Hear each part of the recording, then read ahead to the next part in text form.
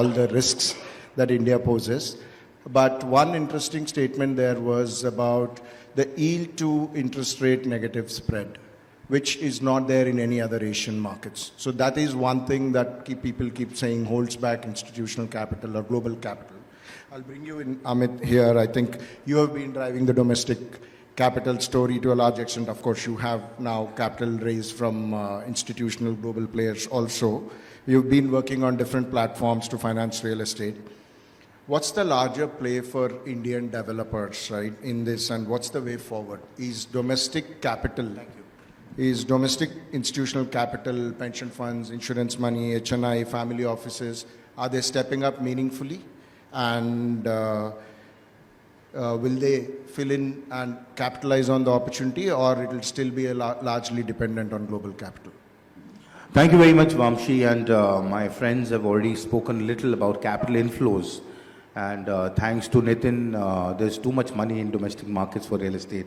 He's been doing a great job of selling real estate to family households and SIPs, which is amazing. They've stayed away from real estate for a very long time, so I'm happy to see public money come back to the sector. Of course, Ankur is doing a phenomenal job of getting global capital to commercial real estate and now other asset classes. But now let me put everything in context. So first of all, I think there are tailwinds for India as a macro story, but headwinds when it comes to the US policies, the entire geopolitical environment, and people being cautiously optimistic, which has reflected also in the H1 FDI inflows or total institutional inflows. Typically, where we saw close to $4.5 billion, the first half only saw $3 billion, of which the foreign institutional contribution has fallen by over 40%. Which typically has been 60-65% of the total contribution pie, today stands at close to 50%, which has been made up by the balanced domestic institutional investments. So increasingly, our reliance and resilience will come from domestic capital. Whatever be the macro story for India, nobody's going to come in a hurry. I think there are enough opportunities globally for special situations, for growth opportunities, etc., at scale. Finding opportunities in India at scale is a big challenge. I mean, we saw that the total market cap of all the REITs put together would be about $10-12 billion. And we had $15 billion. And one REIT in the UAE comes with $8 billion. So the scale is a challenge. So if I have to put large sums of money, and if I have a $500 billion or a $300 billion fund, I need to put out at least $5, $10, $15, $20 billion in one geography for it to be meaningful. So I see that as a constraint, and therefore domestic capital becomes even more relevant. If you can bring in the way SIPs have brought in money, now we were, like you mentioned, APAC, and we were in London, and they said, why do you need money when you have $3 billion of SIP money coming into capital markets every month? You have $36 to $40 billion of equity money coming into your markets. Where do you need foreign money? But that is not available for real estate because it is not democratized to that extent. We have maybe a REITs, maybe we have a few public issues. To that extent, there is some participatory interest, but it is only limited to that. We still need to open up the gamut of opportunities much larger for the overall demographic engagement with the sector. So to that extent, yes, there is no dearth of capital provided we can open it up. Barring that, there will be a dearth. For certain people, for certain opportunities, for certain asset classes which are emerging, capital will be constrained. We need close to 6 lakh crore rupees of developmental capital over the next couple of years alone. We don't have that money readily available with all of us put together, which means there will be a deficit. It will go to the more capable players, and the other players will suffer, or they will have to find alternate means to make do. So that is a real challenge. And foreign money is not coming to fill that gap either. I mean, they're chasing yielding assets. And again, you mentioned the right problem. There is a gap or a delta or a spread, negative spread. I mean, who wants to play a negative spread game in a country which is then only based on cap gains or upside appreciation, which we don't know in the current rental environment where there is headroom for rental growth. Maybe there is, maybe there is not. It's already seen a significant uptick. Now, we have seen a significant amount of interest in residential, which is very heartwarming. So far, residential has not seen global capital. It's been largely for the purpose of stable renting, core plus. But fortunately, last year, 45% of the money went to resi, which is great. We saw a recent announcement where HDFC announced that $1.5 billion has got committed by a multilateral organization in a $5 billion resi fund, which is phenomenal. So I think the core demand driver of real estate being resi at 82%, being able to draw global capital is amazing. Because that capital is likely to stay and get redeployed for a longer period of time. Right? So I think, and it is far more therefore spread out across players. It is not going to 6 CRE developers. It's going to potentially 600 players in the country, which is great because then the penetration of capital is greater. And therefore domestic capital engagement is getting larger. As we know, he runs an AIF, I run an AIF, he runs an AIF. AIF is today becoming another largest source of domestic money. Almost 43% of all credit funds raised and mopped up are going to RE. 15% of all AIF, debt equity combined, largest sectoral allocation is still RE, which is fantastic, right? 74,000 crores of capital within AIFs coming to RE, which means that this is a sticky asset class where money is getting raised, and even if people are raising a credit fund without putting money in real estate, they cannot get the yields, right? They will still be in a, and therefore they cannot meet the promises to domestic LPs. So I think that is great. The constraints of raising domestic capital are several, which is more structural, not liquidity but structural. There is a caveat for now banks to invest into AIFs, which our friend has struggled for 1 year, found a temporary solution and fix, and started to reinvest. So the government itself is axing its own toe, saying I started a $2 billion fund, but I want to not allow banks to invest anymore. So there are these flip-flops which are a problem. And by the way, now there are no other DFIs which are willing to come forth, who've only been allowed to invest into REITs in a specific way. That's it. So they cannot come into AIFs, they cannot come into any other structure largely. So the DFI participation itself is a problem, which means now you have to finally end up depending upon HNIs. So that's a very small segment of capital in the country. It's a very small segment. So that it becomes, so while India has the potential to raise money, India is the only option honestly for developers and real estate to raise money with foreign capital withdrawing.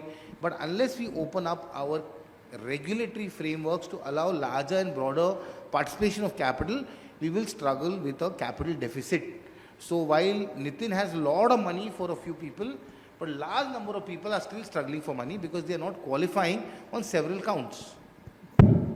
No, but I think, I would request Realty Plus to one day call the entire SWAMIH team and felicitate them. I mean, I am not kidding you. Yeah. I am not kidding you. The kind of work, and he alluded to the work we do together, the kind of work, the kind of effort, how many, 200 projects?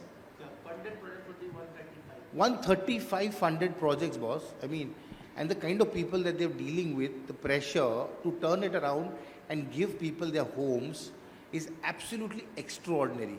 And I think it is important to understand how capital, not just capital, but the engagement of capital to solve that problem, understand it and solve it, can create such a massive delta. So I really would compliment Shuvam and SWAMIH for what they're doing. How do you expect these sectors to capitalize further? And will exit options like IPOs and REITs give other developers who don't have that access and give their investors enough avenues to exit? So the challenge is the challenge is that there is no legacy of new assets, new asset classes. So effectively you're betting on certain demand drivers without having any history of what works and what doesn't work and who can operate it. So I was speaking to one of our friends and he said it's no longer a opco-propco play, it's an enterprise play. I can no longer sit as a data center owner and say I am only going to earn yield. I have to now earn EBITDA. So it's no longer, so it's now an operating asset class, like a hospitality or a healthcare or a hospital or whatever. Right? Now, because it's an operating asset class, do we have operators to make it work is the moot question. In terms of demand is humongous. When you talk about senior citizen housing, we're talking of potentially 20% of India's population qualifying to stay in senior citizen housing. That's a very large number. It's a very large number, right? We are talking of. We don't have even 4% of that available today, of the total demand of that 20% population, which means there is 96% of senior housing which is yet to be built and operated. And there are people getting into it over a period of time, which means that it is a startup ecosystem. It will have to be funded as a startup by promoter capital, bootstrap, and a use case developed for institutional capital to come in. So I am speaking to one of the largest GCC developers stroke investors. He's saying, I love student housing and I love senior housing. Tell me how I can do 100,000 homes or 500,000 beds. I said, I don't know. Because unless I can do 500,000 beds, I can't really go and scale it. Now, that is the problem, right? Is that there is great opportunity, but it will happen in packets. It will happen modularly. Okay, it will not happen overnight. It took us, I remember starting looking at warehousing in 2006-7. It's taken us almost 15-16 years for it to become mainstream, where almost 23% of entire capital inflows are going to logistics and warehousing. 28% has now gone to commercial. Commercial is seeing a bit of a downward pressure. Absorption numbers are amazing. But new capital formation is becoming a bit cautious, given the total footprint which is getting established and the pressure on increasing rents. Right? So, of course, Bangalore, Mumbai, NCR, favorite markets for commercial. So, there is obviously a need for developers of very large capabilities like Vimalendra to say, now can I try? I have built a huge industrial city. That was a startup ecosystem effectively. And it took 10 years for it to become mainstream, whether in Chennai or Jaipur and now in other locations of the country.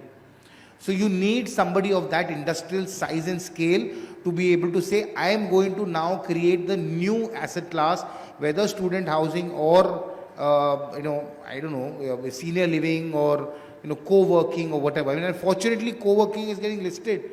Power to those guys, man. I mean, they were bootstrapped for so long. It's amazing. It's becoming institutional, thanks to a friend here. Right? So it's amazing. So I think things come of age, it takes time, there is potential. We are putting our capital behind them for sure, but we will have to demonstrate the operability of those asset classes. Potential exists.